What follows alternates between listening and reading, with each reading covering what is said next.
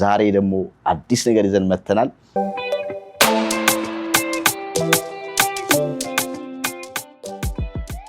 አሁን የስማርት ኤአይ ትምህርት ቤት ዓላማ ምንድነው? ሳናቀው እየተጠቀምንበት እንኑር ወይስ አውቀነው እንጀራ እናርገው? በቃ ኮምፒውተር ቤዚክ እውቀት ያለው ሰው መማር ይችላል ወይስ ሌላ ባክግራውንድ ተጨማሪ እውቀቶች?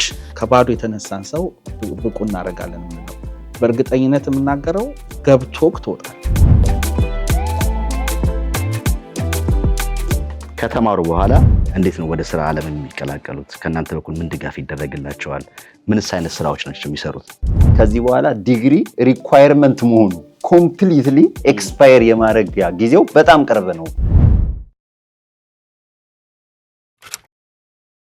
ጤና ይስጥልን ክብራትና ክብራት የችብ ሚዲያ ታዳሚዎች ባላችሁበት ሰላማችሁ ይብዛ። ዛሬ እንግዲህ ያበደ ምርጥ ፕሮግራም የኛ ሱፐር አሜሪካ ፕሮግራም ይዘንላችሁ ቀርበናል። እንግዲህ የኛ ሱፐር አሜሪካ ፕሮግራም ከጀመረ ጀምሮ ብዙ የተለያዩ ጉዳዮችን ሀሳቦችን በዚህ ሚዲያ ላይ ያቀርበናል። ብዙ ስኬት ላይ ያሉ ሰዎች፣ የተቸገሩ ሰዎች እንዲሁም ደግሞ ለህብረተሰባችን ወይም ለኮሚኒቲያችን በቂ መረጃዎችን የምናደርስበት ቻናል ነው። ዛሬም እንደተለምዶ እዚህ ጋር የምትመለከቷቸው ሁለት እንግዶች አሉኝ። የኛ ሱፐር አሜሪካ ለኛ ሰው ምን ይዘው መጡ የሚለውን ከነሱ ጋር እንወያያለን። አብራችሁን ከቆያችሁ ታተርፋላችሁ። ሁሌም እንደምንለው ቻናላችንን ሰብስክራይብ ማድረግ ቤተሰብ ሁኑ። ከአፍታ ደቂቃ በኋላ እንመለሳለን። አብራችሁን ሁኑ።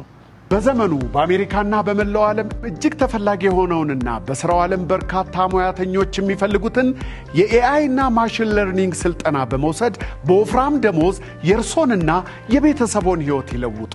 ስማርት ኤአይ ትምህርት ቤትን ሲመርጡ በዘርፉ ከ10 ዓመት በላይ በታላቁ IBM ከፍተኛ ልምድ ባካበተውና በሙያው የፒኤችዲ ዲግሪውን እዚህ አሜሪካን ሀገር በሰራው በዶክተር መስፍን ታዬ ይማራሉ።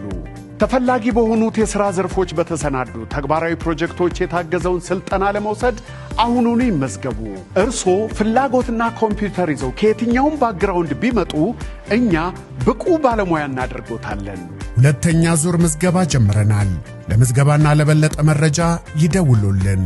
ስማርት ኤአይ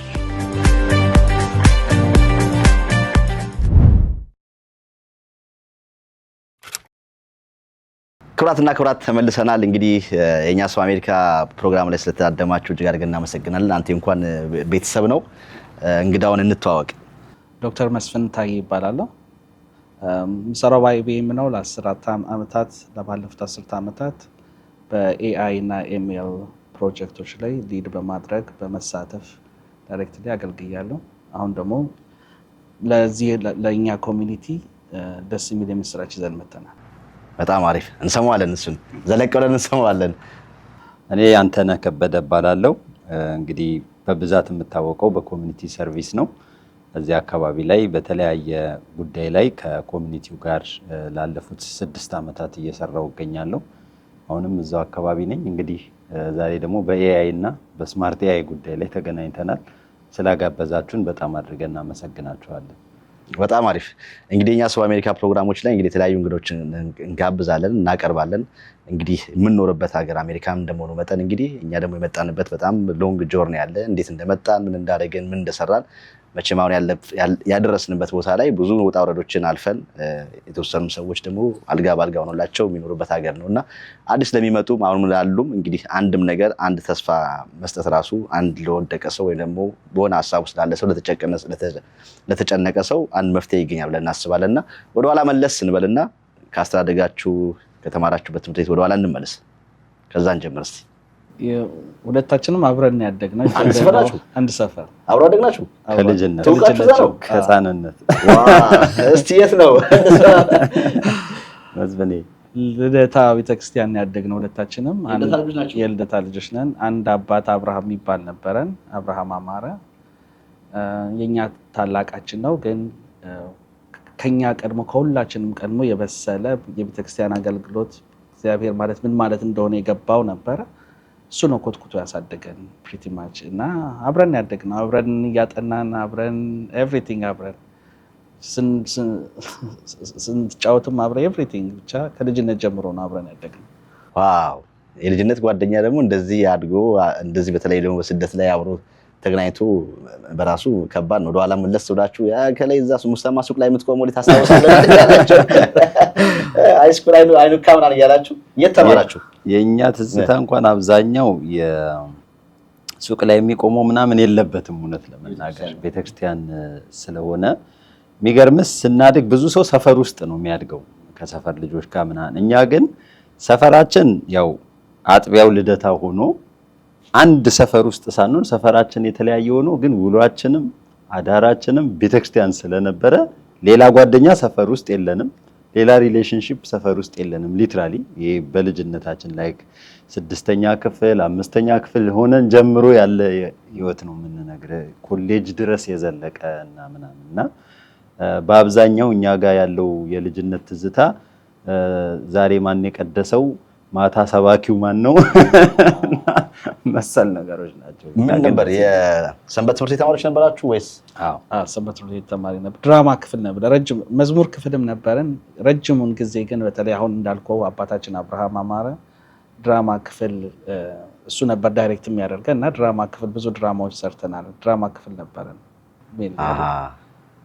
የቀለም ትምህርት ውስጥ እንዳለነ የቀለም ትምህርት ምንድነው? አብርሽ በጣም የሚገርም ፕሪንሲፕልድ ሰው ነው። በጣም መንፈሳዊ ነው። አሁን በህይወት የለም፣ ነፍሱ በደጋጎቹ ጎን እንዳለች እናምናለን። በጣም ጥሩ ጥልቅ መንፈሳዊነት የገባው ሰው ስለነበረ እና ቲያትርም ሲያሰራን መንፈሳዊ ይዘታቸውን የቤተክርስቲያን ደግሞ ስርዓቱን ዶግማውን ቀኖናውን በጠበቀ መልኩ በደንብ እግዚአብሔር በጣም ጸጋ የሰጠው ሰው ነው በዚህ ለማለት እንችላለን። እና ያንን ስንሰራ በስጋ ህይወታችንም በትምህርታችንም ደካማ እንድንሆን አይፈልግም።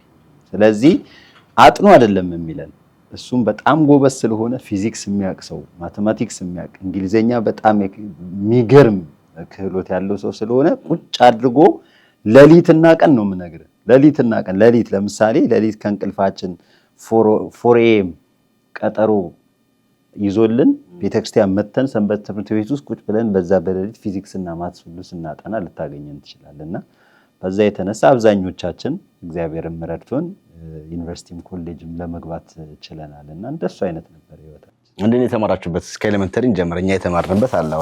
አሁን አንዳንድ ሰዎች በተለይም በቅርብ ጊዜ መጡ ስጠይቅ እኛ የተማርንባቸው ትምህርት ቤቶች ሁሉ ስማቸው የለም። ሳውዝ ኢስት ይሉኛል፣ ታለንት ይሏል።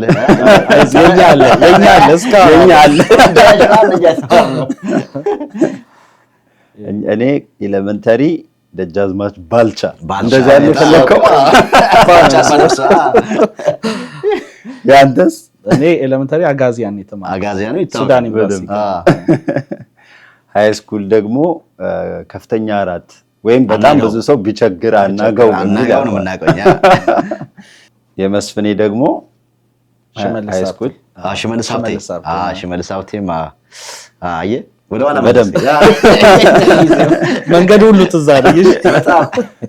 ስለዚህ እዛ ኮሌጅ ከዛ በኋላ ኮሌጅ መግባት እድሉ ነበራችሁ? ኮሌጅ ገባን። እኔ መቀሌ ዩኒቨርሲቲ ተመደብኩ። የቅርብ ጊዜ ነው ማለት ነው። ነበር ከነባሮች መቀሌ ዩኒቨርሲቲ ተመደብኩ። ማቴማቲክስ ዲፓርትመንት ነበር የተመደብኩት። ማቴማቲክስ አጠናው። ግማሽ ላይ ተመልሼ ትምህርቱን ትቼ ፓይለቲንግ ጀመርኩ። አየር መንገድ ፓይለቲንግ አልተሳካም ነበር። ተመልሼ ትምህርቴን ጨረስኩት ባችለር። ከዛ በኋላ ለሁለተኛ ጊዜ አየር መንገድ ልስ ይዞኝ ስለነበረ ፈተናዎቹ በሙሉ አለፍኩ። ሜዲካል ምናምን በሙሉ ጨረስኩና ከዛ አስታውሳለሁ ከዩኒቨርሲቲ ከአየር መንገዱ ትሬኒንግ ሴንተር ፊት ለፊት ጋር ቁጭ አልኩና አሰብኩትኝ ምን አይነት ፓዝ ነው የማልፈው በፓይለቲንግ ብሄድ ዱ አይ ሪሊ ኒድ ኢት ለእልህ ብዬ እዚህ ድረስ ደረስኩ። ከዚህ በኋላ የእውነት ገብቼ መጨረስ እፈልጋለሁ ወይ የእውነት ዛት የኔ ፍላጎት ነው ብዬ ያሰብኩት አልነበረም። ያ ሁሉ አልፈ ፈተናዎች በጣም ከባድ ነው። እዛ መግባት እኮ ከባድ ነበር። ከዛ አልኩና ማስተርስ ሰራው፣ ማቴማቲክስ ማስተርስ ሰራው። ከዛ እዚህ መጣሁኝ። እዚህ ኤሌክትሪካል ኢንጂነር እዛ ማቴማቲክስ ነበር ማስተርስ የሰራሁት። እዚህ መጥቼ ኤሌክትሪካል ኢንጂነሪንግ ማስተርስ ሰራው። ከዛ በዛው ፒኤችዲ ቀጠልኩ። ፒኤችዲ ሰራው። አንተም ንገረን የነበርክበትን። እንግዲህ አንተም በኢትዮጵያ ኪነ ጥበብ ላይ የሚሆን በኢትዮጵያ ሚዲያ ላይ የራስን አሻራ ከጣሉት አንዱ ነህ። ስለሱም እንግዲህ አሻራውን አላውቅም፣ አልፈበታል ከባድ ስለሆነ እኔም ከሃይ ስኩል በኋላ 4 ኪሎ ዩኒቨርሲቲ ነው የተመደብኩት እና የገባሁት። መጀመሪያ ባዮሎጂ ነው ያጠናሁት እና ባዮሎጂ አጥንቼ በባዮሎጂ አስተማሪነት አገልግያለሁ ቀላል ለማይባል ጊዜ። ከዛ በኋላ ልክ መስፍኔ እንዳረገው አይፖዝ እና ምንድነው በህይወቴ የምፈልገው የሚያስደስተኝ ነገር የህይወቴ ፓዝ ምንድነው ብዬ በጣም ብዙ ከራሴ ጋር ሙግት አድርጌ ነበርና በተለይ ከሁለቱ ፊልዶች ቲያትር እየሰራው ነው ያደኩት። ወዳለው ቲያትር በጣም ደስ ይለኛል። የወንድሜም ደግሞ ተጽዕኖ አለ እሱ ቲያትር ፊልም ምናምን ስለሚሰራ እሱም አለ። እኔ ደግሞ ጋዜጠኝነቱንም ደግሞ ወደዋለሁ። ምክንያቱም ሃይስኩልም እያለሁ ደግሞ ጋዜጠኝነት ሚኒ ሚዲያ ምናምን ሰራ ነበርና ከሁለቱ ለመምረጥ በጣም ተቸግሬ ነበር እና ፋይናሊ በጣም ቁጭ ብዬ ራሴን አስቤ አይ በቃ እኔ ጋዜጠኝነት ነው የምፈልገው የሚሻለኝ ብዬ እንደገና አዲስ አበባ ዩኒቨርሲቲ ድጋሚ ገባውና በማታው በተከታታይ የትምህርት መርሃ ግብር ጋዜጠኝነትና ኮሚኒኬሽንስ አጥንቼ ከዛ ወደ ሚዲያው ወደ ሰፊው የሚዲያ ዓለም ተቀላቀልኩኝ። ያው በወቅቱ በጣም ከበድ ያለ ርዕሰ ጉዳይ ነው የመረጥኩት ብዬ ነው የማስበው። ምክንያቱም ታስታውስ ከሆነ አንድ ወቅት ላይ ይሄ መዝናኛ እየተባለ የውጪ ሙዚቃ የውጪ ፊልም ላይ በጣም ትኩረት ይደረጋል። እግር ኳስ አጥለቅልቆት ነበር አገሩን እና ያ ለወገን አይጠቅምም ማለት ሰውን የሚጠቅሙ ማለት እነዛ ይኑሩ በመዝናኛ ረገድ ገብቷል። ግን ፕሮፖርሽናሊቲውን ስታዩ በጣም የሚያስፈራ ነበር። ልክ አልነበረም ሁኔታውና አትሊስት እኛ ለማህበረሰብ የሚጠቅም ነገር ማህበረሰብ እንዲያስብ ክሪቲካል ቲንኪንግ የሚያዳብር ነገር ስነ ጽሁፍ፣ ሊትሬቸር እንደዚህ ነገር ላይ ነበረ በጣም የሙጥኝ ብለን እንሰራ የነበረውና በዛ የተነሳ ብዙ ተመልካችና አድማጭ ያልነበራቸው ፕሮግራሞች ነበሩ፣ ግን እኛን ያስደስቱ ነበርና ኦልሞስት ወደዚህ ሀገር እስከመጣ ድረስ እነዛ ምን ሚዲያ ላይ ሰራ? ህትመት ሚዲያ ላይ ወይስ? ህትመት ላይ በጣም ትንሽ አስተዋጽኦ አለኝ። አዲስ ጉዳይ የምትባል መጽሔት ነበረች። እዛ ላይ የተወሰኑ አርቲክሎች ጽፌያለሁ እንጂ አብዛኛው ሬዲዮ 97.1 ላይ ብራና የሚባል አንድ የንባብ ላይ የሚሰራ የሬዲዮ ፕሮግራም ነበር። አሁንም ድረስ አለ በነገራችን ላይ እዛ ሰርቻለሁ። ሪዮት ከቴዲ ጸጋዬ ጋር ሰርተናል አብረን። እሱም እዛው 97.1 ነው። በኋላ ላይ ደግሞ ፋና ሄድኩና ነፍሱን ይማር ከጋሽ ፍቃዱ ተክለማርያም ጋር እልፍ ጨዋታዎች የምትል ፕሮግራም ኢንተርቴይንመንት ቁም ነገር እሱንም ሰርተናል። በኋላ ወደ ቲቪ መጣው። ያንተ ካሜራማን ኤዲተር ሐሰን ነብዩ ጋር የብራና ልጆች የሚል የቲቪ ሾው እሱ ላይ ኢቢኤስ ቴሌቪዥን ጣቢያ ላይ ሰራን። ከዛ ከኢቢኤስ ደግሞ ቴሌቪዥን ወጣንና ናሁ ቴሌቪዥን አዲስ የተከፈተ ነበር። እዛ ላይ ደግሞ የፊደል ገበታ የሚል ንባብ ላይ ትኩረት ያደረገ ፕሮግራም ሰርቻለሁና አንተ ብዙ ነው እባክህ በጣም አሻራው ወይቻ ገርመችም ያልበላችሁ ባለሙያ የለም አሜሪካ። አሁን ካነሳው አይቀር እንግዲህ አሁን ይሄን ፕሮግራም የሚከታተሉ ሰዎች በእርግጠኝነት አንተና ወንድምህ ይምታቱባቸዋል። ምንም ጥያቄ የለውም። እኔ ራሴ ወንድሙ ነው እንዴ ማለት በቅርብ ጊዜ ነው መልስ የተመለሰልኝና ስለ ወንድም ትንሽ እናንሳው እስቲ። ወንድሜ እንግዲህ በፍቃዱ ከበደ ይባላል። በኢትዮጵያ የትወና የኪነ ጥበብ ዓለም ውስጥ ረጅም ዘመን ሰርቷል እውነት ለመናገርና ብዙ አመት በጣም ብዙ አመት እንግዲህ እኔ ሃይ ስኩል ገና እያለሁ ጀምሮ ነው እሱ ወደ ኪነ ጥበብ ወደ ሚዲያ የገባውና ከዛ ጊዜ ጀምሮ እስካሁን ድረስ በጣም ብዙ ጊዜ ሰዎች ፖሊሱ ይላሉ። ብዙ ጊዜ ፖሊስ ካራክተር ይጫወታል አይደል ነው እና እሱ ይሰራል። ጎበዝ ተዋናይ ነው በጣም ብልጣብልጥ ምናምን ግን አይደለም ማለት ብልጣብልጥ ስለ የሆነ ጊዜው የሚፈልገውን አይነት ነገር አይደለምና በዛ ረገድ ዲሰንት የሆነ ላይፍ አለው። ይወደዋል፣ ሙያውን በጣም ይወደዋል። በጣም ፓሽኔት ነው። ሌላ ነገር ማሰብም መስራትም አይችልም። ሁላችንም ያንን እናውቃለንና ያንን እየሰራ መኖር ነው የሚፈልገው ምርጫውም ያደረገው እና በጣም ጥሩ ባለሙያ ነው። በጣም ቤታችን ውስጥ ደግሞ ፈኒ ነው። በጣም የጨዋታ አድማቂ ነው። እሱ ካለ ሳቅ አለ ቤታችን ውስጥ ስናድግ እና አሁን ባለትዳር ነው። የ3 ልጆች አባት ነው። እንደዛ እስቲ ሙያ ውስጥ ነው ያለው። ስቲል ሙያ ውስጥ ነው ያለው። በጣም አሪፍ። እንግዲህ ወንድሙ ነው በፍቃዱ ከበደ ያንተ ወንድም ነው። አንተ አይደለም በፍቃዱ ጥያቄ ለሚሆንባችሁ ማለት ነው። እስቲ ላመጣጣችሁ እናውራ። እንዴት መጣችሁ እዚህ? እንዴት መጣህ አንተ? እኔ በትምህርት ነው የመጣሁት። በትምህርት በጣም ሰቃይ ነበርክ ማለት ነው። በትምህርት ነበር የመጣሁት። ኦክላሆማ ዩኒቨርሲቲ ማስተርስ ፕሮግራም ኤሌክትሪካል ኢንጂነሪንግ ነበር ያገኘሁት። በዛ መጣሁ። እዛ ማስተርሴን ጨረስኩ። እዛ እየተማርኩኝ ኢንተርንሺፕ አገኘው IBM። ኢንተርንሺፕን ሰርቼ ተመለስኩ። ከዛ ያው PhDን ቀጠልኩ። በዛ በትምህርት መጣ፣ እዚሁ ተማርክ፣ እዚሁ ቀረ። እዚሁ ቀረ ሞቀሊጥ ስንቱ ባለሙያ ነው እኮ ላፍ ያደረገችው። በጣም እኔ የመጣሁት መጀመሪያ የመጣሁት ይሄ በስነ ጽሁፍ ፕሮግራም በምሰራው በተለይ የፊደል ገበታ ፕሮግራም ስንሰራ ንባብ ዓለም አቀፍ ጉዳዮች ላይ የሚዳስስ ፍኖተ ንባብ የሚል ይዘት ያለው ውስጡ አንድ ፕሮግራም ነበረ እና ዓላማው ምንድን ነው? ሀገር ውስጥም ውጭ ሀገርም ንባብን የተመለከቱ ጉዞዎችን እያደረጉ ንባብን የበለጠ አሳቢ ማድረግ፣ አትራክቲቭ ማድረግ። ለምሳሌ ልበልህና ካራክተሮች የምናውቃቸው እንደ ፍቅር እስከ መቃብር፣ የሀበሻ ጀብዱ፣ እንደዚህ እነሱ የተተረኩባቸው ቦታዎች ላይ ሄዶ ስለ መጽሐፎቹ ማውራት፣ ስለ ደራሲያን ህይወት ማውራት። በጣም የሰራናቸው ሁለት ለምሳሌ የማረሳቸው የሐዲስ ዓለማየሁን የተወለዱባት ቦታ ላይ ቤቷ ፈርሳ አሁን ዛፍ ተተክላበታለች እና ገጠሬው ማስታወሻ ብሎ ለሳቸው ዛፏ እንዳትነካ እርሻ መሃል ያለች ዛፍ ነች እና ተክለው እዚህ ጋ ነው አዲስ ዓለማየሁ የተወለዱት ብለው ታሪክ አስቀምጠው እሱን ቀርጸን የህይወት ጉዟቸውን እንደዚህ የሰራንባቸው ፕሮዳክሽኖች ማለት ነው። የሊቀ ዮፍታይ ንጉሴን የእሳቸውን ህይወት ታሪክ እንደዚህ ከሀገር ውስጥ እንዲህ አይነት ጉዳዮችን በዓለም አቀፍ ደረጃ ደግሞ የመጽሐፍ አውደ ርዕዮች እና ሌሎች ነገሮች ሲደረጉም እየተጻጻፍን ከቨር ለማድረግ ጥረት እናደርግ ነበር እና እንደ ምሳሌ ካይሮ የተደረገ ትልቅ የመጽሐፍ አውደ ርዕይ እሱን ሄደን ታድመናል። ኡጋንዳ ሀገር፣ ምስራቅና መካከለኛው ዱባይ ከንባብ ጋር የተገናኙ ጉዞዎች ያደረግንባቸው።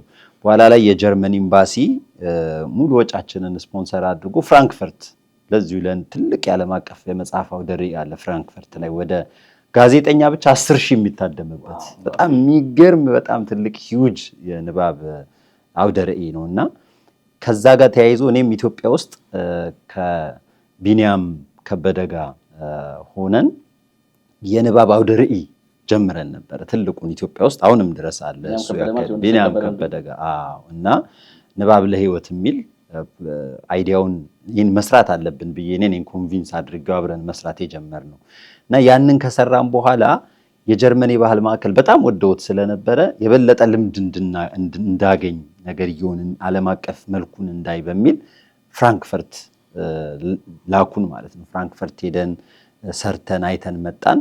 በኋላ ላይ አሜሪካም ደግሞ ንባብ አውደ ርዕይ አለ ኒውዮርክ ላይ የሚካሄድ መንታዎቹ ህንፃዎች የፈረሱት እዛ ላይ ጃቪት ሴንተር የሚባል ትልቅ ሴንተር አላቸው። የሚገርም የመጽሐፍ አውደ ርዕይ ይከናወናል እና በኋላ ላይ በዛ ኢንቫይት ተደርገን ነው ወደዚህ ሀገር የመጣ ነው ለመጀመሪያ ጊዜ። ግን ከዛ እሱም ፕሮግራም ሰርተን ተመልሰን ወደ ኢትዮጵያ ሄድን። ባኔ ተመለስክ? አዎ። ከዛ በኋላ እንደገና ለሌላ ስራ መጣውና ነው ከዛ በኋላ የቀረሁት ማለት ነው። በጣም አሪፍ። እና አንተ እንኳን በትምህርት ነው አልጋ ባልጋ ነው እንደመጣችሁ የጠበቀቻችሁ አሜሪካ። አንተ እንኳን ያው ቀድመህ ስለመጣም ታውቀዋለህ፣ ትንሽ አይዲያው ይኖርሃል።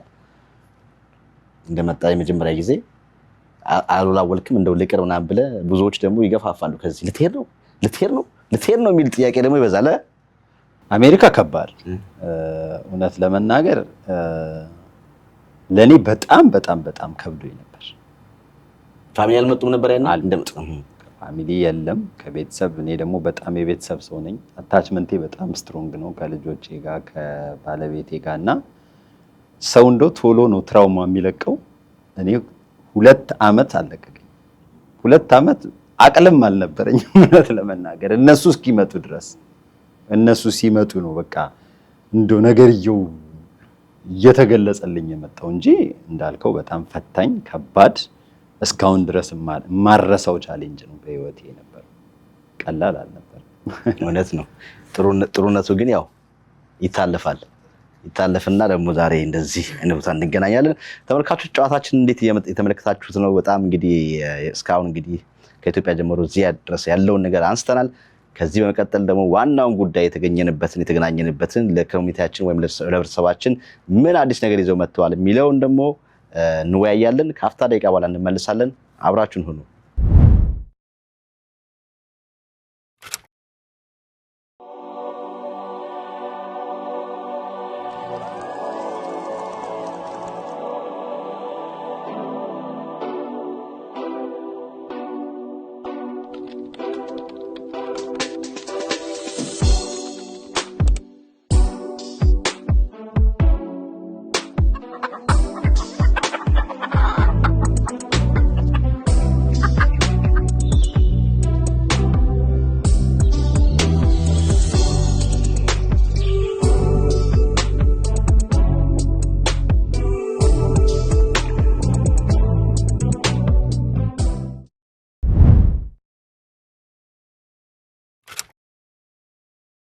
ተመልሰናል።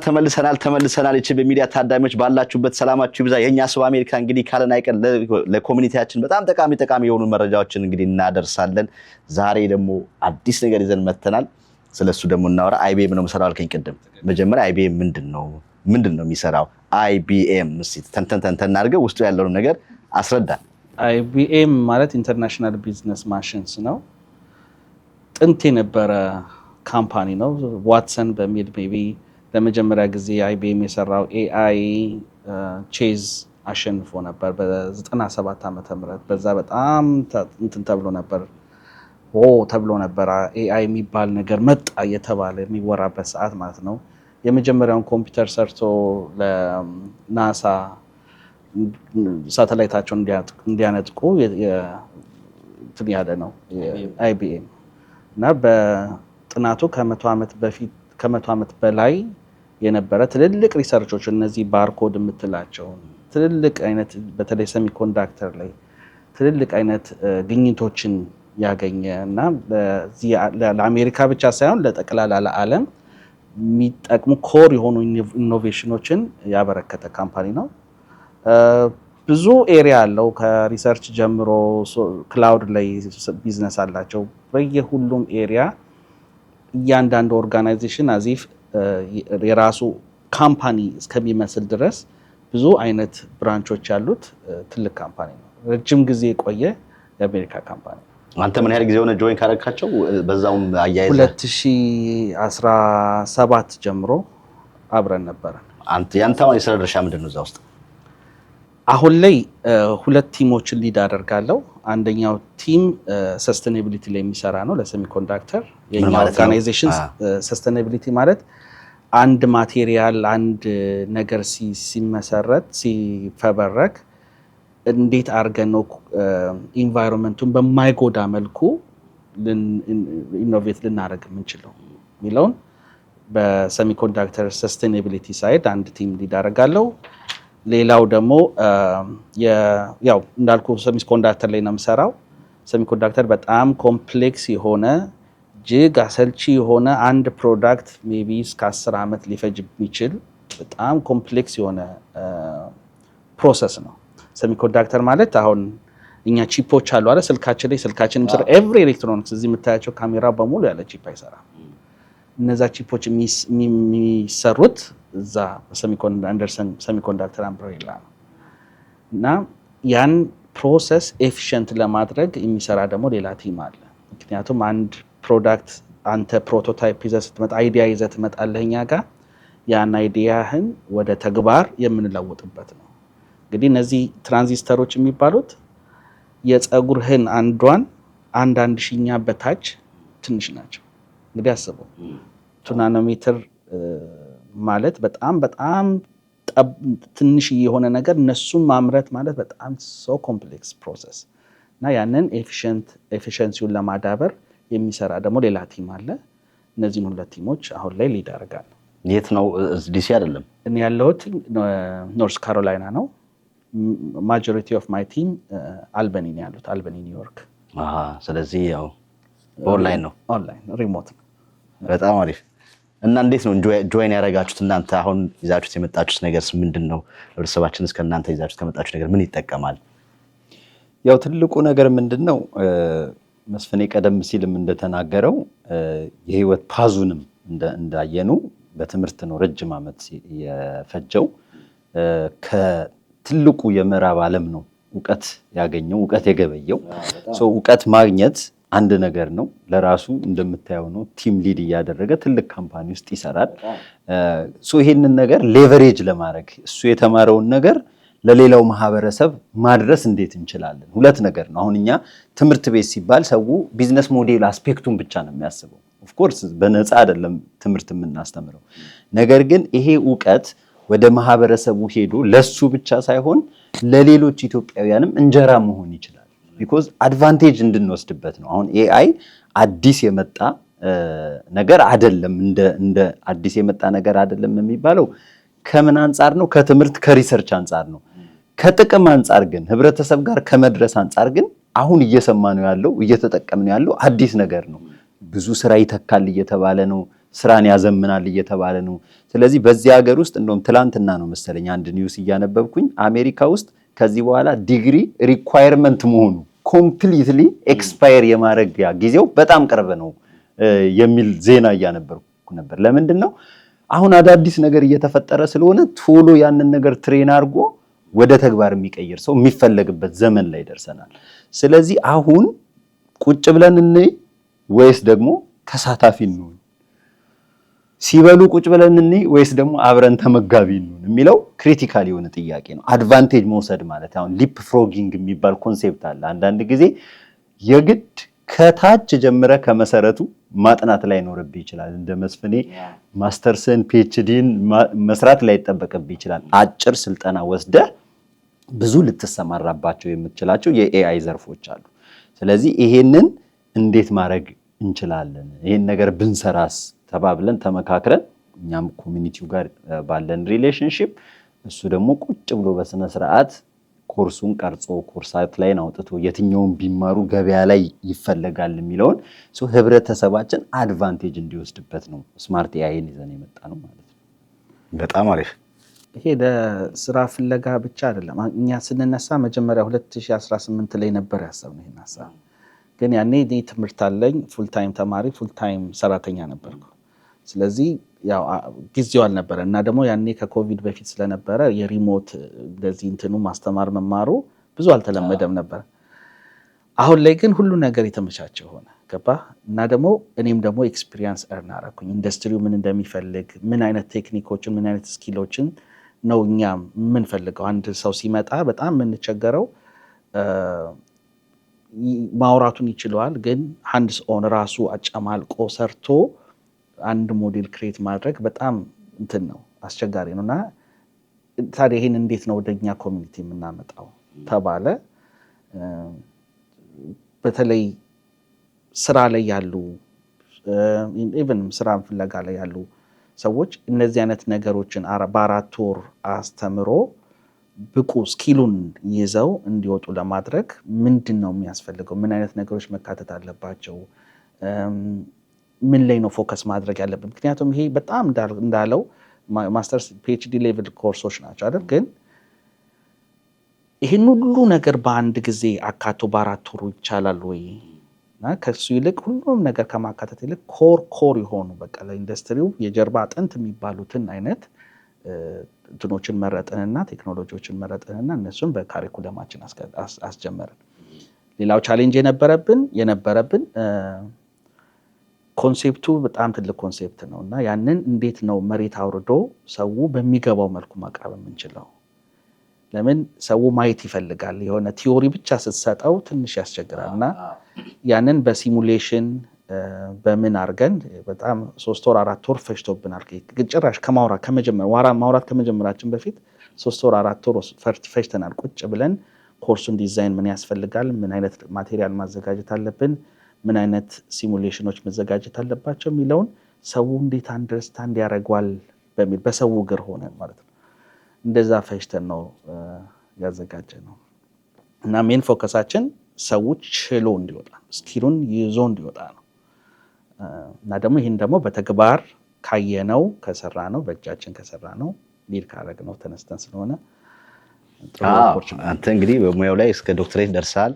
ከራስም አልፎ እንግዲህ ብዙ የሌላ ሀገር ዜጎች ከስር ሆነው እንግዲህ አንተ ማኔጅ እያደረክ እያስተዳደርክ ያለ ነገር ነው እና ይህም እንግዲህ እኛም የእኛ ሰው በአሜሪካ ብለን ፕሮግራም ስንጀምር የእኛ ሰው ምን እያደረገ ነው የሚለውን ነገር አንተ አንዱ ምሳሌ ነው የምትሆነው ማለት ነው። እንግዲህ ብዙ ቦታዎች ላይ ያሉ ኢትዮጵያኖች አሉ፣ በጣም በትልልቅ ቦታዎች ላይ ከነዛ መካከል አንዱ ነህ። ከዛም አልፈ ብዙዎች ብዙ ነገር ኖሯቸው ወጥተው ለህብረተሰቡ ይሄን አለኝና ይሄን ላካፍል የማይሉ ብዙ ሰዎች አሉ።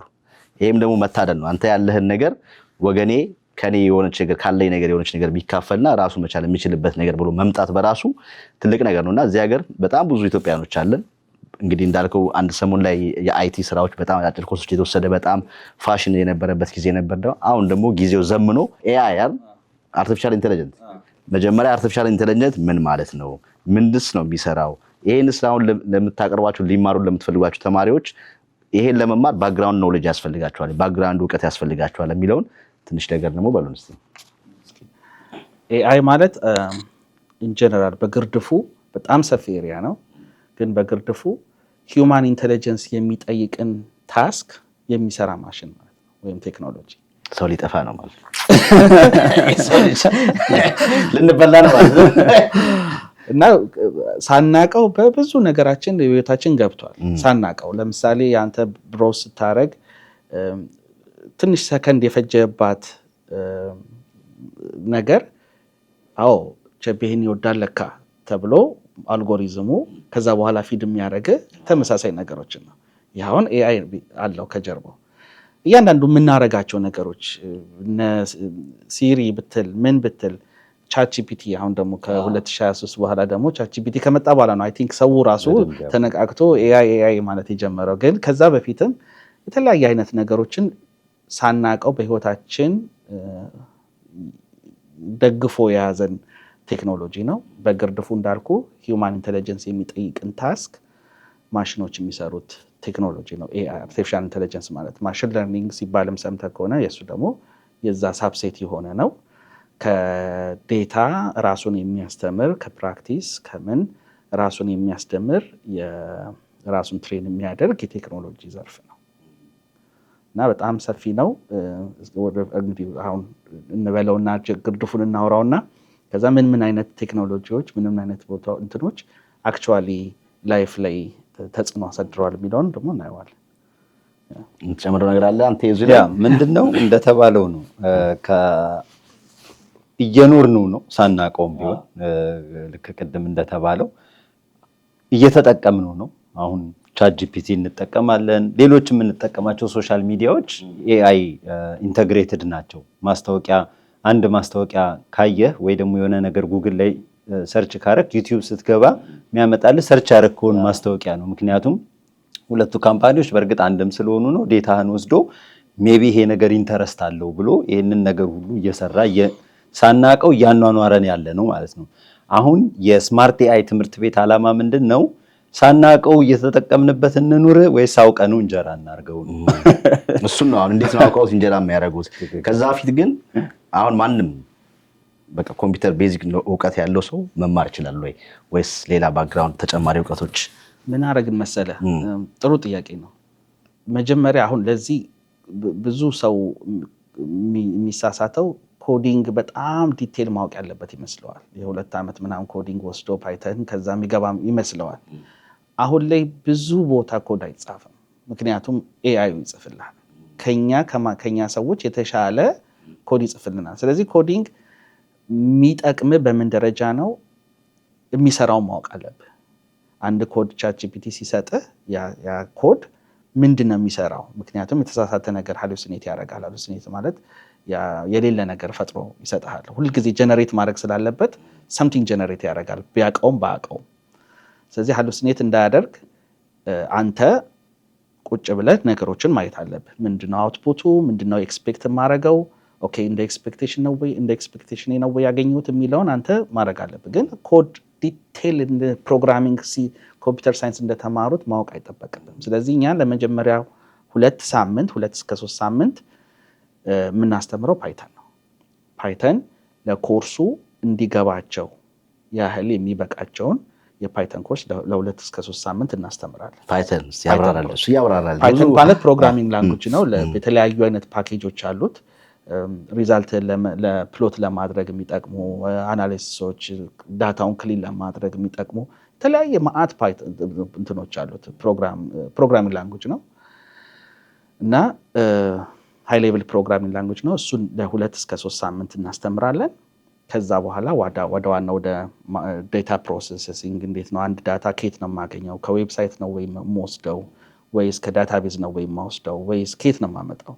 ወይስ ጀስት ስፕሬድሺት ነው? ያንን ዳታ ተቀብዬስ እንዴት ነው ፕሮሰስ የማደርገው? ለማሽን ለርኒንግ ለኤአዩ እንዲመቻች አድርጌ የምመግበው እንዴት ነው? እሱን እንማራለን። ከዛ ደግሞ ሞዴሉን ደግሞ ክሪኤት ማድረግ። አሁን እንዲህ ስልህ በተቻለን መጠን እያንዳንዱን ስፔክትረም ለመንካት ሞክረናል። ለምሳሌ ከቴክኖሎጂ አንጻር ኤአይ ላይ ኢንክሉድድ መሆን የሚገባቸውን ቴክኒኮች ከማካተት አንጻር አንድ፣ ሁለተኛ ደግሞ ዶሜኑ ይሄ ኤአይ ብቻውን የቆመ ኤሪያ አይደለም። ብቻውን ምንም አያደርግም። የሆነ ነገር ላይ ሶሉሽን መስጠት አለበት፣ ወይ ሜዲካል ላይ፣ ወይ ማርኬቲንግ፣ ወይ ፋይናንስ ሰምዌር። ስለዚህ እያንዳንዱ ከሜዲካልም አንድ ፕሮጀክት፣ ከፋይናንስም አንድ ፕሮጀክት፣ ከሁሉም አንድ ፕሮጀክት ይህን ስፔክትረም በሁለቱም በቴክኖሎጂም ሳይድ በዛኛውም ሳይድ ለማካተት ሞክረናል። ከዛ ደግሞ ሞር ፎከስ የምናደርገው ፕሮጀክት ነው። አንድ ሰው ፕሮጀክት ሰርቶ አንደርስታንድ አድርጎት ኢንተርናላይዝ አድርጎት ፕሬዘንት አድርጎት ኮዱን ጽፎ ዲፕሎይ አድርጎት ካልሆነ አልሰራው ማለት ነው። ፕሮጀክት ኢንተርቪው ላይም የምትጠየቀው እንደዛ ነው። በዚህ መልኩ ነው እኛ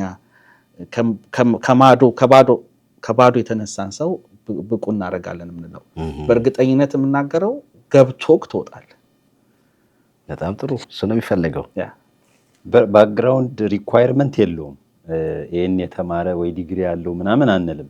ትልቁ ነገር ፍላጎት ያለው እና ኮምፒውተር ያለው ከሆነ ቢኮዝ ይሄ አንደኛ በጣም አዲስም ስኪል ነው፣ አዲስም ኖሌጅ ነው። እዚህ ቦታ እዛ ቦታ የምትለው አይደለም፣ አብረን እየተማርን የምንሄደው ስለሆነ ማለት ነው። ስለዚህ ቅድም መስፍኔ በቴክኒካል ቋንቋ ቢሆንም የተናገረው ከፋውንዴሽን ጀምሮ ከመሰረት ጀምሮ ነው ምናስይዛቸው ወይ ምናስተምራቸው። ስለዚህ ከኢንትሮዳክሽን ስለሆነ የሚጀምሩት ከየትኛውም ባክግራውንድ ቢመጡ መማር ይችላሉ።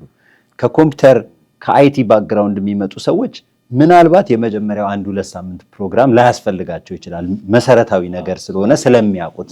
ከዛ በኋላ ግን እነሱም ያስፈልጋቸዋል እና ፕሮግራሙ ዲዛይን ሲደረግ ማንም ከየትኛውም ባክግራውንድ ቢመጣ ፍላጎት ይዞ ቢመጣ እንዲገባው አንደርስታንድ እንዲያደርግ እና አንድ ነገር ደግሞ ይዞ እንዲወጣ ተደርጎ የተሰናዳ ስለሆነ በጣም የመማር ፍላጎት እና ኮምፒውተር እስካላቸው ድረስ ወደ ስማርት ኤአይ መጥተው መማር ራሳቸውን መለወጥ ይችላሉ። በ4 ወር ጊዜ ውስጥ አንድ ስኪል ይዘው እንደሚወጡ በእርግጠኛነት እንናገራለን። አንድ ነገር ጨምር እዚች ጋር አሁን ይሄ ለነማን ይጠቅማል ብትለኝ፣ አሁን ከባዶ የሚጀምሩትም እንደዚሁ እንዳልኩ ከመሬት ስለሆነ የምንጀምረው ይጠቀማሉ። በተለይ ስራ ላይ ያሉት ደግሞ በምን ይጠቀማሉ መሰለህ? የፈለገ ኤሪያ ላይ ብትሰማራ አሁን ኤአይ የሚለው በየመስሪያ ቤቱ እየገባ ነው። ኤአይ አንተ ቲም ሊድ ከሆንክ ኤአይ ፕሮጀክት ከሌለህ በጣም ተፈላጊነት እየቀነሰ እየመጣ ነው። ስለዚህ እነዚህ ሰዎች ኢቨን እነሱ ስራውን ባይሰሩትም ቲም ሊድ ለማድረግ ግን ስለ ኤአይ በደንብ አድርገው ለጥ አድርገው እንትን ይላሉ። ሌላ ደግሞ አሁን ሶፍትዌር ዴቨሎፐሮች ይባላል። ሶፍትዌር ዴቨሎፐር ብቻ አይደለም፣ በተለያየ ኤሪያ ኤአይ ስራቸውን ይተካል የሚባል እንትናል። እንደሱ አይነት ሪስክም ያላቸው ከአሁኑ ባቡሩ ላይ ቢሳፈሩ ከተላ ያመልጣሉ ማለት ነው። ከወጨፉ በጣም አሪፍ። አሁን ትምህርት ቤቱ ከተቋቋመ ስንት ጊዜውን? የመጀመሪያ ኮርስ አስተምራቸዋል አይደል? የመጀመሪያ ባች ሁለተኛ ባች የ4 ወር ስልጠናቸውን ጨርሰው ፕሮጀክታቸውን አገባደው ለምርቃት እየተሰናዱ ነው። አሁን ሁለተኛ ባች ምዝገባ ተጀምሯል። ከተማሩ በኋላ እንዴት ነው ወደ ስራ ዓለም የሚቀላቀሉት? ከእናንተ በኩል ምን ድጋፍ ይደረግላቸዋል? ምንስ አይነት ስራዎች ናቸው የሚሰሩት?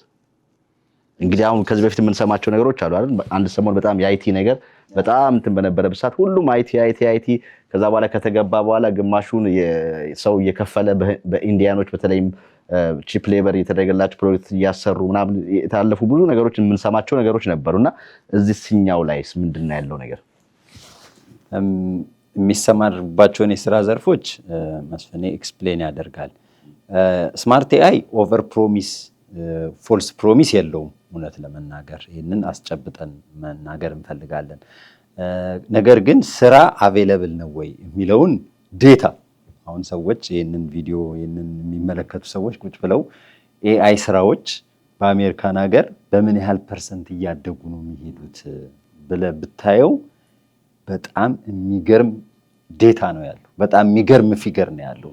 ፊውቸሩ ኮምፕሊትሊ ወደዛ እየሄደ ስለሆነ ስለዚህ ምንድነው የመጀመሪያው ነገር ስኪሉን ይዘ መገኘት ነው። ስራ ፍለጋ ሁለተኛ ነገር ነው። ስለ ስራ የምታስበው መጀመሪያ ሲገባ አንደርስታንድ ስታደርግና እውቀቱን ስታገኝ ነው። አሜሪካን ሀገር ሂር ኢዝ ዘ ዲል።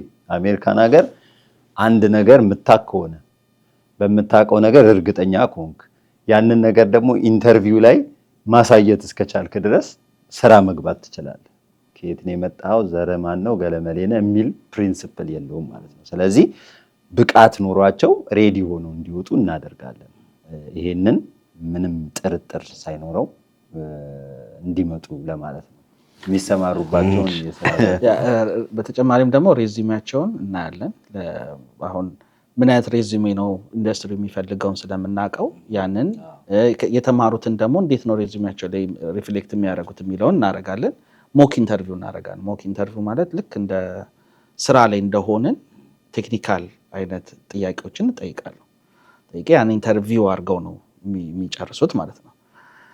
እና የሚሰማሩበት ኤሪያዎች አሁን በየጊዜው አዳዲስ እንትኖች እየተፈጠሩ ነው። አዳዲስ የስራ ድርሻ ዘርፎች እየተፈጠሩ ነው። በፊት ዴታ ሳይንቲስት ብቻ ነበር። አሁን ማሽን ለርኒንግ ኢንጂነር አለ፣ ኤአይ ኢንጂነር መጥቷል፣ ኢቨን ፕሮምፕት ኢንጂነር መባል ተጀምሯል አሉ። በጣም በየጊዜው እየተፈጠሩ ያሉ የስራ ድርሻዎች አሉ። በኤአይ ራሱን አፕዴት ሲያደርግ በዛውም የሚመጡ ማለት ነው። ስለዚህ በእነዚህ ሁሉ መሄድ ይችላሉ።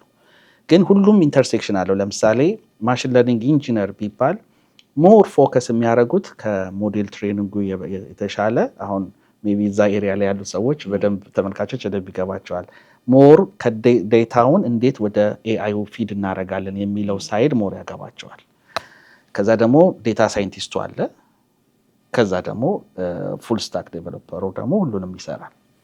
አሁን እኛ የሁሉም እነዚህ አሁን ማሽን ለርኒንግ ኢንጂነርን ብታየው የጆብ ዲስክሪፕሽኑን ብታየው እኛ የምናስተምራቸው ዛሬ ተካተዋል። ኤአይ ኢንጂነር ብትል እኛ የምናስተምራቸው ዛሬ ተካተዋል። በብዙ ኤሪያ እንደ 4 ኤሪያዎች ብጠቅስልን እኛ የምናስተምራቸው እነሱ ነገሮች ላይ ተካተዋል። ግን ቅድም እንዳለው አንተነህ አፑሹ ብዬን እና እሱ እንደተናገረው ቃል አንገባም፣ እናስይዛለን ስራ አንልም። ግን ምንድነው የምናደርገው?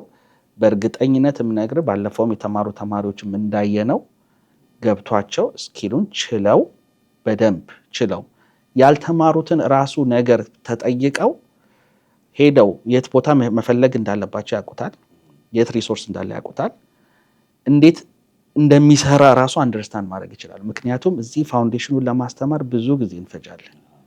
መሰረታዊ ነገር በደንብ ስለሚይዙት ይሄ ማለት እኮ ይሄኛው ነው፣ ይሄ ማለት እስኪሉ ድረስ እስኪሉን በደንብ አስይዘናቸው ነው የሚወጡት። በጣም አሪፍ። እንግዲህ የመጀመሪያዎቹ ተመራቂዎችም እንግዲህ ለዛ ምስክር ይሆናሉ። በቀጣይ ደግሞ መቼ ነው ምዝገባ የሚጀመረው? የሚማሩት ሰዎች ከመላው አሜሪካ ቨርቹዋል ነው። ከመላው አሜሪካ ያሉት ተማሪዎች ትምህርቱ ቨርቹዋል ነው። ሁልጊዜ የምንላለን ፍሮም ኮምፈርት ኦፍ ዮር ሆም እንላለን እና ደስ ባላችሁ ቦታ ስፍራ ሆናችሁ መማር ዛፍ ጥላ ስር ሊሆን ይችላል ኢንተርኔት ካለ እና ከመላው አሜሪካ፣ ካናዳ፣ አውሮፓም መማር የሚፈልግ ኢትዮጵያም ኢቭን መማር የሚፈልግ ምክንያቱም እንደ ኢትዮጵያ ያሉ ኢመርጂንግ ካንትሪስ አድቫንቴጅ የሚወስዱበት ነው። በነገራችን ላይ ይህንን ነገር ቢያውቁ ፋይናንስ ኤሪያው ላይ ሌሎችም ዘርፎች ላይ ራሳቸውን በጣም ማብቃት የሚችሉበት ራሳቸውን ኮምፒተንት ማድረግ የሚችሉበት ስለሆነ ከየትኛውም ቦታ ላይ ሆነው ለመማር ፈቃደኛ የሆኑ ሰዎች መማር ይችላሉ። እንዴት ነው የሚመዘገቡት? ለምዝገባው እንግዲህ ስክሪኑ ላይ ስልካችንን እናስቀምጥላቸውና በዛ በስክሪኑ ላይ በሚታየው ስልክ ቢደውሉልን ፈርዘር መረጃም ካስፈለጋቸው ምክንያቱም ኦሪንቴሽን ሪከርድድ የሆነ ኦሪንቴሽን ቪዲዮም አለ። እሱን አይተው የበለጠ ሚኮዝ ገብቷቸው እንዲመጡ ስለሆነ እኛ የምንፈልገው ጥያቄያቸው በሙሉ ተመልሶላቸው እንዲመጡ ስለሆነ የምንፈልገው እሱን ቪዲዮ እንልክላቸዋለን። ተጨማሪ ጥያቄ ካላቸው ይደውሉልን፣ እንመልስላቸዋለን። ልክ ሲገባቸው እንዲመዘገቡ ነው የምንፈልገው። የጠቅላላ ለማድረግ የ4 ወር ፕሮግራም ነው። 6 ሰዓት በሳምንት ነው የምናስተምረው። ለ6 ሰዓት ይሄ ቲዮሪውን ያጠቃልላል፣ ላቡን ያጠቃልላል። በሳምንት 6 ሰዓት እና የፕሮጀክት ቲኢ አለን፣ ቲቺንግ አሲስታንት አለን። ቲቺንግ አሲስታንቱ በጣም ፕሮፌሽናል ነው። እሱ ደግሞ ከ6 ሰዓቱ ውጪ ያለው እስከ 8 ሰዓታት ድረስ በሳምንት ፕሮጀክታቸውም ላይ ሊሆን ይችላል፣ ጥያቄ ካላቸው ያልገባቸውም ሊሆን ይችላል። ምንም አይነት ነገር ካላቸው ያ ቲኤ በሰዓቱ ይገኛል። የፈለገ ሰው ገብቶ ልክ እንደ ኦፊስ ማለት ቨርቹዋል ኦፊስ ገብቶ ጥያቄውን ጠይቆ የሚማረውን ተምሮ ይሄዳል ማለት ነው። ስለዚህ ሬጉላር አወርስ አለ ፕላስ ቲኤ አወር ቲቺንግ አሲስታንት አወር አለ። ዋና አስተማሪ ያላቸው አስጠኝም አላቸው። ሁለቱንም እኛ አቅርበናል። በጣም ይህን ፕሮግራም የምትመለከቱ ኢትዮጵያውያኖች በመላው ዓለም አሜሪካ ብቻ አይደለም አውሮፓም ካናዳም ኢትዮጵያም ሰዓቱ ከተመቻቸ ይህን እንግዲህ እድል እንዳያመልጣችሁ እኛም በዚህ አጋጣሚ እንገልጻለን። እንግዲህ ጊዜው የቴክኖሎጂ ነው፣ ከጊዜው ጋር አብሮ መዘመን ነው። ለዛ ደግሞ ብቁ ባለሙያዎች አሉን። እንደው ዶክተር ግን እንደው ሁሉ እውቀት ይዘህ እንደው እዚህ እንደው ኢትዮጵያ ሄደ በዩኒቨርሲቲዎች ምናምን እንደው ባታስተምር እንኳን ራሱ እንደው የሆነች ነገር እንደው ወረቀት ነገር እንኳን ጣል አድርጎ የምጣት ነገር እንደው ሐሳብ የለም ወይስ ከዚህ በፊት ተደርጓል? እንደው ያቺ ተማርከበት አታሳዝንም? በነገራችን ላይ መልስ ሀብት ያተሰጠኝ በጣም እፈልጋለሁ። በተለይ ኢትዮጵያ ላይ ሪሌትድ የሆኑ ፕሮጀክቶች ላይ መሰማራት እፈልጋለሁ። አልተሳካም እንጂ አንዴ መሬት መንሸራተት ገጥሞ ነበር ኢትዮጵያና እሱ ላይ ያንን ፕሬዲክት የሚያደርግ ሞዴል ይሄን ትምህርት ቤት ከመጀመራችን በፊት እንዲሁ ጀምረን ነበር፣ ግን ዳታ አጣንና እንትን አለው እንጂ አሁንም ይህን የሚከታተልና የኔን ኤክስፐርቲስ የሚፈልግ አብሮ መስራት የሚፈልግ ኢቨን አድቫይዝም በማድረግ ዩኒቨርሲቲዎች ካሉ በጣም በደስታ አይደለም ለኢትዮጵያ ለአባት ሀገርም እዚህ እየሰራ በጣም እንግዲህ ሀገራችን በጣም ብዙ ምሁሮችን እንግዲህ ያው በተለያየ ምክንያት አለ እንግዲህ ግን ደግሞ እንዳንተ እንደዚህ ፈቃደኛ ሆነው እንግዲህ ይሄን ቪዲዮ የምትመለከቱ በተለይም በተለያዩ ቦታዎች ያላችሁ ኢትዮጵያ ውስጥ እንግዲህ እድሉ ገጥሟችሁን ቪዲዮ ከተመለከታችሁት ይሄ እንግዲህ ባለሙያ ያለ ነገሮችን ካመቻቻችሁ መጥቶ የተማረበት ነው ባላ መለስ ብሎ ልጃች አባነፍሶ ባልቻ አባነፍሶ ሽመልስ ሀብቴ አናጋው እና ከዛም አልፎ በዩኒቨርሲቲዎቻችን ጋር ገብቶ እንግዲህ የራሱን አሻራ ለመጣል ሬዲ ነው ማለት ነውና በዚህ በእንግዲህ አሁን ይዛችሁ በመጣችሁት ሁኔታ ላይ የምንጨምረው ነገር አለ? ታውቃላችሁ የምትሉት ነገር ካለ? ብዙ ነገር አንስተናል። ቅድም ለመጥቀስ እንደሞከርነው የ4 ወር ስልጠና ነው። በ4 ወር ጊዜ ውስጥ አንድ ሰው ክፍያዋንም ገንዘቧን እንነጋገር ብላ ይደውሉ። ምንም ችግር የለውም። አይ ማወቅም ከፈለጉ ይደውሉልን፣ እንነግራቸዋለን። በአንድ ጊዜ ክፈሉ የሚል ኦፕሽን የለም። ፔመንት ኢንስቶልመንትም አለ። ስትራክቸርድ ስለሆነ በአንዴ መክፈል የሚችል ማይችል በሁለቴ በሶስቴ በአራቴ አማራጮች አሉ። በነገራችን ላይ ስኮላርሺፕም እንሰጣለን ለተወሰኑ ሰዎች። እሱን የራሳችንን እንትን አድርገን ኢቫሉዌት አድርገን ምክንያቱም እድል በጣም መማር እየፈለጉ አቅሙ የሌላቸውን ሰዎች ማገዝ ስላለብን እሱም አለን። ቀደም ሲል ግን እንዳልነው በዚህ በ4 ወር ስልጠና ከፕሮጀክቶቹ ጋር ጨምሮ በደንብ ኢንቴንሲቭ ነው ኮርሱ። ከአስተማሪው ጋር የነበራቸው ቆይታ ካልገባቸው ኮንፊውዝ ካረጋቸው መከለስ ከፈለጉ ብቻቸውን እንዳይሆኑ ነው እንግዲህ አስጠኝም ጭምር ያላቸው ቢኮዝ ስኪል ይዘው እንዲወጡ ስለምንፈልግ ማለት ነው። እና እንደዚህ በደንብ ጥንቅቅ ተደርጎ የተሰራ ነው። አንዳንድ ነገሮች አሉ በጣም አጽንኦት መስጠት የምፈልገው። አንዳንድ ነገሮች ከሆነ ጊዜ በኋላ አዲስነታቸው ያከትማል። ብዙ ሰው ሳይማር ስኪሉን የሚያገኝባቸው እውቀቶች ሊሆኑ ይችላሉ። ዛሬ እንጀራ ማድረግ እየቻልን ዛሬ መለወጥ እየቻልን ነገ ከነገ ወዲያ ግን we can't predict ራሱ AI unpredictable ነው። ወዴት አቅጣጫ እንደሚሄድ አይታወቅም። እና ቅድም መስፍን ያለውን አጽንኦት ሰጥቼ ባቡሩ ላይ ቶሮ መሳፈር በጣም ጥሩ ነው። አድቫንቴጅ መውሰድ በጣም ጥሩ ነው። በተለይ ደግሞ የመጀመሪያዎች መሆን ጥሩ ነው። አዎ የመጀመሪያዎቹ አካባቢ መሆን፣ ምክንያቱም አንደኛ ገበያው ላይ ብዙ የለም፣ ኮምፒቲሽን አይኖርም። ስራም ወተን ስንፈልግ በጣም ብዙ በዛ ሙያ ትሬንድ የሆነ እንትን ባለሙያ አይኖርም። ተፈላጊ መስኮቹ በጣም ብዙ ናቸው። ነገ ከነገ ወዲያ ግን እንደዚህ እንደማይሆን ምንም ጥርጥር የለውም። ብዙ ትምህርት ቤቶች ይከፈታሉ፣ ብዙ ሰዎች ስልጠናውን ይወስዳሉ። ማርኬቱ ሳቹሬት እያደረገ ማለት ነው። ካየነው ልምድ አኳያ ራሱ ቅድም እንዳልኩ ኮምፒውተር አንድ ሰሞን አይቲ ተብሎ እንዳለ ነበረ። አንድ ሰሞን ኡበር መጣ፣ ሁላችንም ኡበር ድራይቨር ሆነን። አንድ ሰሞን ትራክ መጣ፣ ሁሉም ትራክ ድራይቨር ሆነ። ከዛ በኋላ ልክ ሲገባበት ቢዝነሱ ደግሞ ወስዶ ደጭ ይላልና ይሄም እንግዲህ አዲስ ነው። ቶሎ በስቶ እንግዲህ ስራም የማግኘቱ ነገር እስከመጣው በፊት ይሄን አድቫንቴጅም ተጠቀሙ ነው። ፈርስ ካም ፈርስ ሰርቭ አይደለም? ትክክል። የመጨረሻ አንድ መጨመር እንፈልገው ኮርስ ይሄን 4 ወር ከኛ ጋር ቆይታችሁ በፍጹም አይገባንም ብላችሁ እንዳትፈሩና እንዳትቀሩ። ሌላ ሪዝን ከሆነ ኢትስ ፋይን። አይገባንም ብላችሁ ግን እንዳትቀሩ። በደንብ እንዲገባችሁ በደንብ ቲዮሪውን በደንብ ኮዱን መጻፉን ሁሉን ነገር በደንብ ችላችሁት ነው የምትወጡት። አንድ ለዚህ ተሞክሮ ደግሞ አሁን ከተማሩት ተማሪዎቻችን አንዱ ኦልሬዲ ስራውን ኤአይ ፕሮጀክት ላይ ሌላ እድገት አግኝቶ ገብቷል። አንደኛዋ ደግሞ በእሷ መስሪያ ቤት ተደርጎ የማይታወቅ ማለት በእሷ መስሪያ ቤት በኮርፖሬት ሌቭል ካልሆነ በስተቀር በዛ ሌቭል የዴታ ሳይንስ ፕሮጀክት ኤአይ ፕሮጀክት ተሰርቶ አያውቅም እና ፕሮፖዛል ጽፋ ተፈቅዶላት ፈንድ ተደርጎላት አሁን እየሰራች ነው። ይሄ አሁን ትምህርት ላይ ያሉ ገና ሳይመረቁ ያደርጉት ተጽዕኖ ነው እና ቢገባቸው ስለሆነ ሳይገባን ነው ብላችሁ እንዳትቀሩ ለማለት እንፈልጋለን። በጣም አሪፍ። ክቡራትና ክቡራት እንደሰማችሁት ነው እንግዲህ ስልክ ቁጥሩን እናስቀምጣለን። በቂ መረጃም ከፈልጋችሁ መረጃ ማግኘት ትችላላችሁ። መመዝገም ከፈልጋችሁ ለሁሉም ነገር ጥያቄ ላላችሁ ነገር በሙሉ በምናስቀምጠው ስልክ ቁጥር ደውላችሁ ምላሽ ታገኛላችሁ። ከአፍታ ደቂቃ በኋላ እንመለሳለን። አብራችሁን ሁኑ።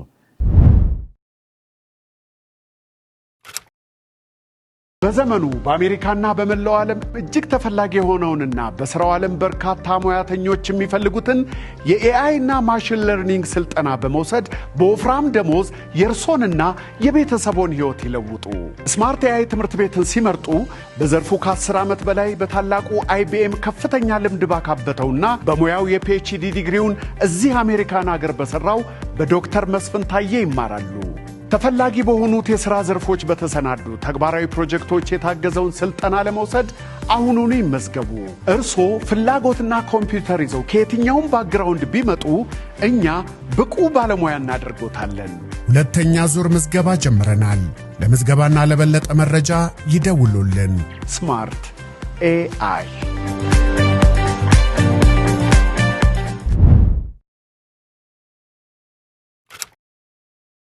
ክቡራትና ክቡራት ተመልሰን መተናል። እንግዲህ ቀደም ብለን እንግዲህ ከተናገርነው ከወራነው ከተጫወትነው እንግዲህ ብዙ ነገር ቀስማችሁ ብለን ተስፋ እናደርጋለን። እንግዲህ እናንተም እስካሁን የተማራችሁትም አሁን የምትማሩ እንግዲህ ወደፊት ደግሞ ራሳችሁን የምታመሰግኑበት ከራሳችሁም አልፋችሁ ሌሎች ሀገር ወገናችሁን የምትረዱበት ምርጥ ፕሮግራም ነው። እንግዲህ እዚህ ፕሮግራም ላይ የደወላችሁ ተሳትፋችሁ የራሳችሁን እንግዲህ እናንተም የስራ ዕድላችሁን ከፍ ብላችሁ የምትሰሩበት አጋጣሚ ነው የተፈጠረው። እንግዲህ ያጠቃልልን ነው። ከማጠቃለላችን በፊት ደግሞ ስለ ፋሚሊ እናውራ። እንግዲህ እዚያ ግን አሁን እያስተማራችሁ ነው። ፋሚሊ ያለ አንተሽ እንኳን እንታወቃለን። በዛ ላይ ደግሞ ውዷ ባለቤት ሄዊ እንግዲህ በጣም ታዋቂ ናት፣ ዝነኛ ናት። በተለይም ደግሞ በልብ ህሙማን ላይ በምታደርገው እርዳታ እያሰባሰበች የምትረዳው ነገር በጣም ታወቃለች። እና ሄዊ ምን አይነት ሚስት ናት? እስቲ ከአንተ አንደበት እንስማው። እኛ ከምናውቀው ውጭ ሌላ ነገር ቤት ውስጥ የተደበቀ ነገር ካለ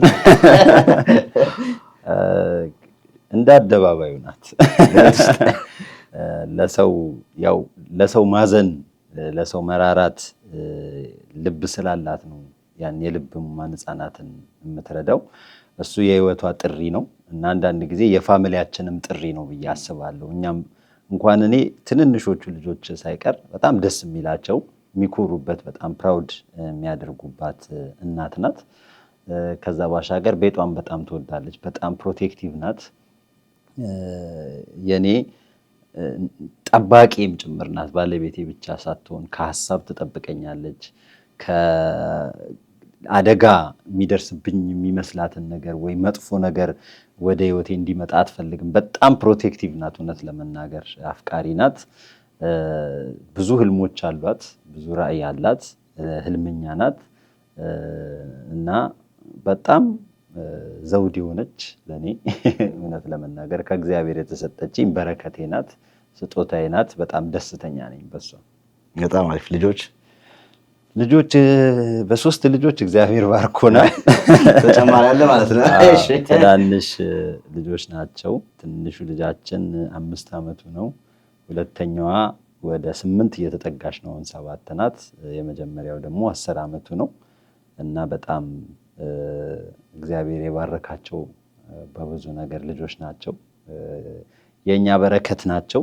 እነሱም በጣም የተባረኩ እግዚአብሔርን የምናመሰግንባቸው ናቸው እውነት ለመናገር እና አንዳንድ ጊዜ በተለይ እንደኛ አይነት ቤተሰብ በብዙ ነገር ውስጥ ውጥረት ውስጥ ማህበራዊ ኃላፊነት ስትወስድ ውጥረት አለው። አሁን አንተ የምትሰራውን ስራ ታየዋለህ እና ደግሞ እናትም አባትም ሲሆን አስበው በጣም ይከብዳል እና አንዳንድ ጊዜ ተገደን ብዙ ቦታ አንጠልጠነናቸው ለመሄድ ሁሉ እንገደዳለን እና በሱ ሁሉ ውስጥ አንደርስታንድ የሚያደርጉን የምንሰራውን ነገር የሚረዱ የሚያውቁ እና እግዚአብሔር ደግሞ በጣም የተባረከ አእምሮና ልቦና የሰጣቸው ልጆች ናቸውና በጣም ማመስገኛዎቻችን ናቸው።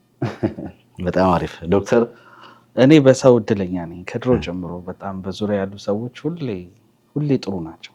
በጣም ኢትዮጵያን ቤተሰቤ፣ እዚህም ደግሞ ለትምህርት ስመጣ ቤተሰቦቼ ዳላስ አሉ፣ ቴክሳስ አካባቢ DFW።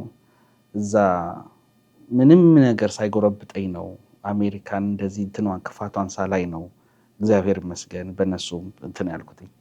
ከዛ በኋላም ያገኘሁት እህቴን ጓደኛዬን ነው ባለቤቴ እና እንትን ነው ትራንዚሽን ይሆነልኝ እንጂ የሆነ ሌላ እንትን አይደለም። እና በጣም ታታሪ ናት። በጣም በቃ she sets her mind she has to do it። እና በተለይ አሁን ከትምህርት ጋር ፉል ታይም ትምህርት ፉል ታይም ስራ በጣም ከባድ ነው እና እንደዚህ አይነት ደጋፊ የሚያበረታታ በልበል የሚል ሰው ከሌለ በተለይ በአሜሪካ ኑሮ ታውቀዋለህ። ፉል ታይም ስራው ብቻ ራሱ ኤክስትራ ታይም ይፈልጋል። ያንን ሰርተ ፉል ታይም PhD በጣም ከባድ ነው። ተምረህ ያን ሁሉ ጊዜ እያጠፋ እንደዚህ አይነት ጠንካራ ሰፖርት የምታደርግ ባለቤት ከሌለ በጣም ከባድ ነው እና ለዚህም የመድረሴ ደረጃ በጆሮዬ ያነበሩ በሙሉ ትንሽ ድንጋይ ብዛም እዚህም የጣሉ የሰዎች ስብስብ ነውና በዚህ አጋጣሚ ሁሉንም የጣላችሁት ድንጋይ እዚህ ደርሷል። እግዚአብሔር ይስጥልኝ፣ እግዚአብሔር ያክብርልኝ እላለሁ። በጣም አመሰግናለሁ። የ2 ዓመት ከ7 ወር ልጅ አለኝ።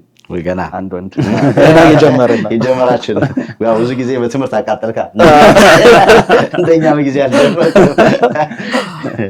በጣም አሪፍ እና ምን ያዝናናል? እስኪ አሁን አንተ እንግዲህ በጣም ትልቁን ደረጃ ተማርክ፣ ትዝናናለህ? በጣም እጫወታለሁ አይደል አቡዬ? እጫወታለሁ፣ ቴኒስ እጫወታለሁ። በተለይ በፊት በነበርኩት አሁን ነው እንጂ ትንሽ እንትን ያልኩት እርጅናዋም። ቴኒስ በጣም እጫወታለሁ፣ ኳስ እንጫወታለን። ደግሞ እንደዚህ ተሰብስቦ ምናምን ከጓደኞች ጋር መጫወት በጣም ነው የምወደው። በተለይ ኢትዮጵያ ያለንማ በስማ የልደታ ሰፈር ልጆች እንግዲህ ታውቃቸዋለህ። የልደታ ሰፈሮች ጨዋታ ይችላሉ። በስማ በጣም ነው ደስ የሚለው እና አሁን ላይ የሚያዝናናኝ ከቤተሰብ ጋር መጫወት፣ ከቤተሰብ ጋር ወጥቶ መዝናናት፣ እንደዛ በጣም ደስ ይለኛል።